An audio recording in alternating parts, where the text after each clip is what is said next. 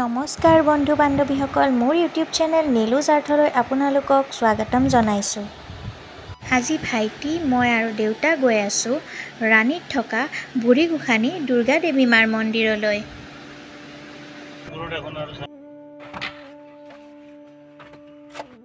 Train আহিব হৈছে বাবে গেটত অলপ ৰৈ দিলোঁ।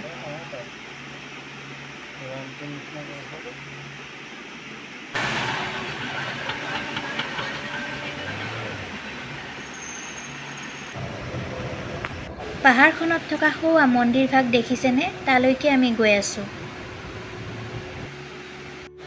এয়া মন্দিৰৰ মূল বাটচৰা।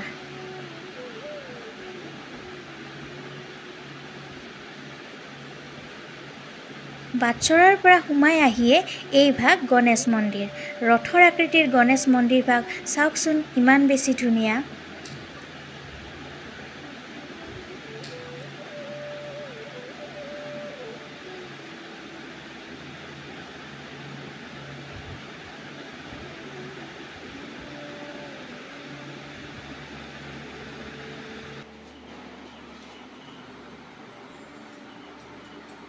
মন্দিৰ ভাগলৈ সোমাই যোৱা ৰাস্তাটোত এয়া লিখা আছে শ্ৰী শ্ৰী বুঢ়ীগোসানী দুৰ্গা দেৱী মন্দিৰ। অসমীয়াতো লিখা আছে আৰু ইংলিছতো ধুনীয়াকৈ লিখা আছে। চাওকচোন, প্ৰাকৃতিক সৌন্দৰ্যৰে ভৰপূৰ ইমান ধুনীয়া ঠাইত মন্দিৰ ভাগ দেখি অভিভূত হৈ গ'লোঁ। এয়া শালগছ আৰু চেগুন গছেৰে ভৰপূৰ ঠাইখিনি। দেউতাই দেখাই দিছে মহ বলি হোৱা জেগাখিনি।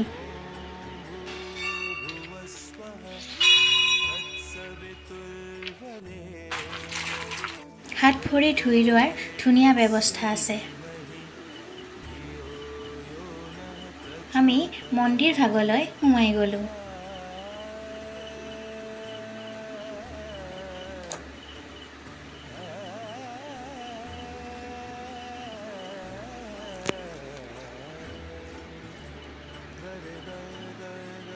ধুনীয়াকৈ চাকি বন্তি ধূপ জ্বলাই ল'লোঁ।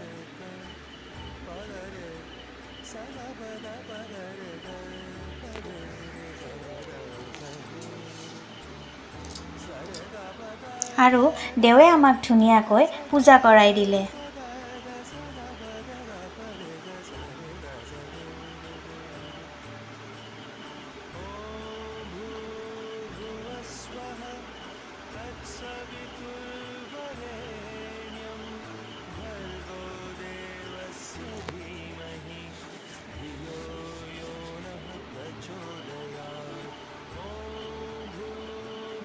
মোৰ ভাইটি আৰু দেউতায়ো ধুনীয়াকৈ ধূপ জ্বলাই ল'লে।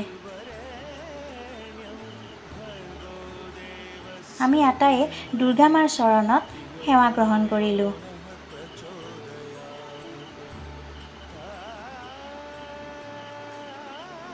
মন্দিৰৰ কাষতে এই ভাগ ভক্তসকল বহা জিৰণি চৰা। আহকচোন, আপোনালোকক এটা ধুনীয়া বস্তু দেখাম। এয়া চাওকচোন, একলেণ্ড ৱাটাৰ পাৰ্ক। মন্দিৰৰ পৰা একদম তললৈ চালেই দেখা পাব এই পাৰ্কখন।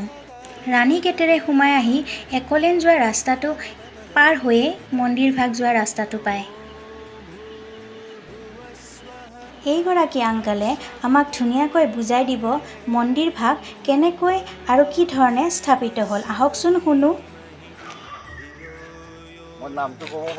আপোনাৰ নামটো কওক। আৰম্ভ কৰিব। হয়, ঠিক আছে। হয়।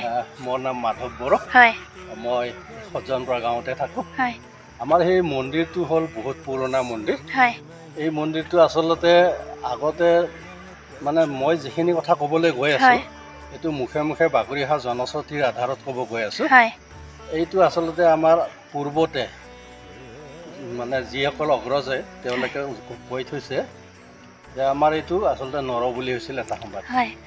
আচ্ছা, নৰ বুলি হৈছিল ঠিক ইয়াত নহয়, এইটো আৰিমত্ত সিংহ ৰজাৰ দিনত, য'ত নেকি বৰ্তমান যিটো কামৰূপৰ পুৰণি নাম হ'ল প্ৰাগজ্যোতিষপুৰ ৰাজ্যৰ যিজন ৰজা আৰিমত্ত সিংহৰ দিনত মানে সংকটবৰীত নৰবলি হৈছিল সেই ঝংকত ভৰিখন হ'ল বৰ্তমান যিজন দীপৰ বিল দীপৰ বিলৰ পাৰত সেই সময়ত হৈছিল কি মানে তাত যেতিয়া পূজা আৰম্ভ হৈছিল যিসকল দোষী সাব্যস্ত হৈছিল মানে ৰজাৰ দিনত আগতে মৃত্যুদণ্ড যি দিছিলে যিসকল দোষী সাব্যস্ত হৈছিল সেইসকলক দুৰ্গা পূজাত মৃত্যুদণ্ড হিচাপে বলি প্ৰথা মানে বিধান বলি প্ৰথা চলাইছে আৰু এনেকৈ এটা সময়ত এনেকুৱা তেওঁৰ যিজন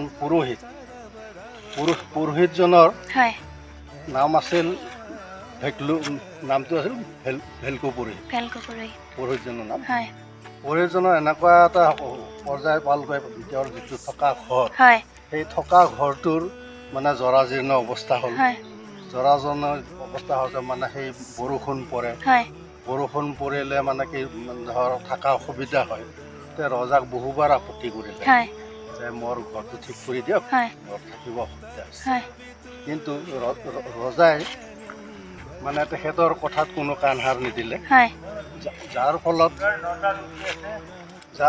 মানে পুৰোহিতৰ মানে অলপ মানে ৰজাৰ প্ৰতি মনোভাৱটো বেয়া হ'ল তেওঁলোকৰ ৰজা আৰু পুৰোহিতৰ মাজত মানে দুয়োটাৰে মনোমালিন্য ঘটিল পিছত গৈ পুৰোহিতে তেখেতক মানে ৰজাক মানে অভিশাপ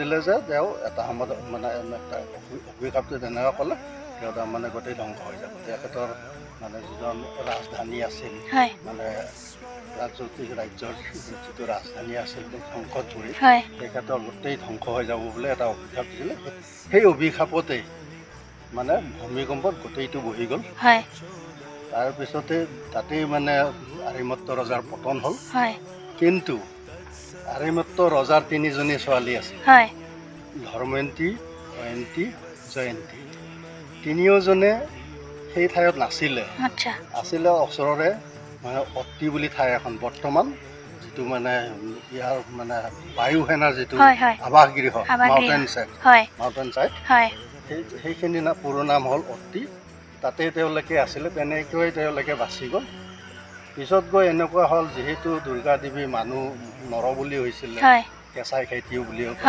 তেখেতসকলক তাৰমানে দেৱী মাই বহুত মানে পূজা দিব লাগিব বোলে বৰ বেয়া মানে সপোনত দেখুৱাই এনেকুৱা মানে খুব মানে পূজাটো লাগিবই বুলি উপায়ন্তৰ হৈ তেওঁলোকে পূজা আৰম্ভ কৰিছিল য'ত অসম ৰাজ্যিক মানে যিটো কৃষি ফাৰ্ম তাৰে ওচৰতে মানে সৰুকৈ এটা পূজা আৰম্ভ কৰি যিটো নাম আছিল চতুৰ্ভুজ বুলি পেলাই এতিয়াও সৰু কিছু পূজা হয় পিছত কিছুদিনৰ কাৰণে কৰা হয় তাৰপিছত তিনিওজনে তিনি ঠাইত বিয়া হৈ গ'ল মানে ধৰ্ময়ন্তী বিয়া হ'ল ৰাণীত এজন গাৰো সম্প্ৰদায়ৰ সূৰ্য নামৰ মানুহৰ লগত বিয়া হ'ল অয়ন্তী বিয়া হ'ল সেইফালে বৰদোৱাৰ সেইফালে আচ্ছা জয়ন্তী বিয়া হ'ল মানে মেঘালয়ত এনেকৈ ধৰ্ময়ন্তী থাকিল ধৰ্ময়ন্তী গৈ পিছত গৈ মানে আগতেতো চব ৰাজ্যবিলাক সৰু সৰু ৰাজ্য আছিলেতো তে ধৰ্ময়ন্তীৰ পিছত গৈ মানে ৰাণী ৰাজ্য হিচাপে এইটো মানে স্থাপন কৰিলে যেতিয়া ৰাণী ৰাজ্য হ'ল তেখেতৰ দেউতাকৰ দিনৰ পূজাটো কৰিব লাগিব গৈ সেইফালে পাটগাঁৱত অকণমান সেইফালে পাটগাঁও বুলি জেগাটো তেওঁ তাৰমানে ৰাণী ৰাজ্যৰ ৰাজধানী কৰিলে তাতেই মানে পূজা আৰম্ভ হ'ল সেই পাটগাঁওখনত মানে যেতিয়া পূজা আৰম্ভ হ'ল আমি চকুকৈ দেখা পিছত গৈ মানে সেইবিলাকত মানে পূজাৰ পিছত তাত মানে যেতিয়া তেওঁলোকৰ ৰাজত্ব সেইখন ইয়াত যেতিয়া গুচি আহিল তাত সেইবিলাক জংঘল হৈ আছিলে আমি নিশ্চুকৈ দেখা তাত 7টা পুখুৰী দেখিছিলোঁ সৰু সৰুকৈ বৰ্তমানো এটা পুখুৰী আছে ৰজাদিনীয়া পুখুৰী মন্দিৰটোৰ লগতে পাটগাঁও যিটো মন্দিৰ আছে বৰ্তমান তাতে 7টা সৰু সৰু পুখুৰী দেখিছিলোঁ সেই খবৰ গোটেই জংঘল হৈ আছিল পিছত গৈ তাৰ পিছত গৈ তাত পূজা চলি আছিল আমাৰ শেষৰজন ৰজা হ'ল সেইটো আমাৰ ৰজাদিনীয়া পূজা মানে পৰমানন্দ সিংহ যেতিয়া মানে পৰমানন্দ সিংহ লাহে লাহে আৰ্থিক দিশত মানে দুৰ্বল হ'ব ধৰিলে তাৰপিছত ৰাইজক লৈ পেলাই পূজা কৰিলে ৰাইজে পূজাটো আৰম্ভ কৰিলে পিছত গৈ মানে সেই পাটগাঁৱৰ পৰা মন্দিৰটো উঠাই নিলে আমাৰ সজ্জনপৰা মানে গৈ গৈ আমাৰ ইয়াতে ওপৰত যিটো দেখিছে বৰ্তমান এই মন্দিৰটো আমাৰ 2009 চনত ইয়াতে প্ৰতিষ্ঠা কৰা হ'ল বৰ্তমানো ইয়াত তেনেকৈ পূজা চলি আছে ঠিক আছে thank you so' much uncle ইমান ধুনীয়াকৈ মন্দিৰ ভাগৰ কথা বুজাই দিয়াৰ বাবে মন্দিৰ ভাগৰ পৰা ওলাই এটা ধুনীয়া সেউজীয়া পৰিৱেশত গছৰ তলত আমি আটায়ে দুপৰীয়াৰ আহাৰ গ্ৰহণ কৰিলোঁ। এয়া আমাৰ দুপৰীয়াৰ নিৰামিষ ভাত সাজ। ভিডিঅ'টো চাই যদি ভাল লাগিলে লাইক কমেণ্ট কৰিব দেই। Thank you so' much.